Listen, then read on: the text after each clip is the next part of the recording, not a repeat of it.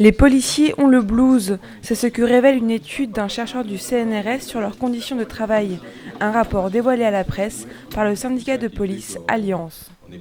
Les résultats qui nous ont été transmis font état d'un blues des policiers, d'une grande démoralisation due notamment aux relations particulièrement difficiles avec la hiérarchie, liées à une méthode de management qui ne correspond plus à la réalité de la société aujourd'hui et qui nécessite une réadaptation de ce mode de direction des policiers, notamment par un management participatif des gradés aériens, c'est-à-dire leur demander leur avis sur des missions particulières, c'est-à-dire un retour d'expérience par un débriefing, où ils pourront exprimer les difficultés qu'ils auront rencontrées et les solutions qu'on pourrait apporter pour que dans le cadre d'une prochaine mission, on puisse régler ce genre de dysfonctionnement.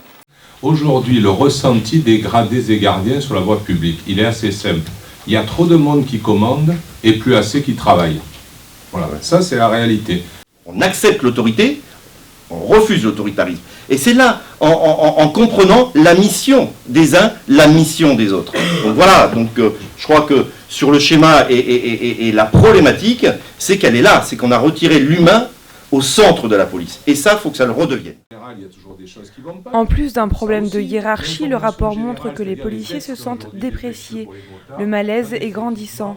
Les policiers déplorent ne pas pouvoir accomplir les tâches du cœur du métier. La question qui est posée par le chercheur de manière tout à fait indépendante et sans aucune intervention d'Alliance, c'est de dire vous sentez-vous utile à la lutte contre la délinquance, par exemple, pour améliorer la lutte contre l'insécurité, et la réponse, en fait, c'est non. En tout cas, à quasiment 36%, ils ont l'impression de ne pas participer, de ne pas faire le métier pour lequel ils ont souhaité intégrer l'administration policière, c'est-à-dire être sur le terrain, répondre aux attentes de la population, pouvoir lutter et interpeller les voleurs, et on a l'impression qu'aujourd'hui leur cœur de métier n'est pas reconnu, et au-delà de ça, que leur hiérarchie ne s'intéresse pas forcément parfois au cœur de métier.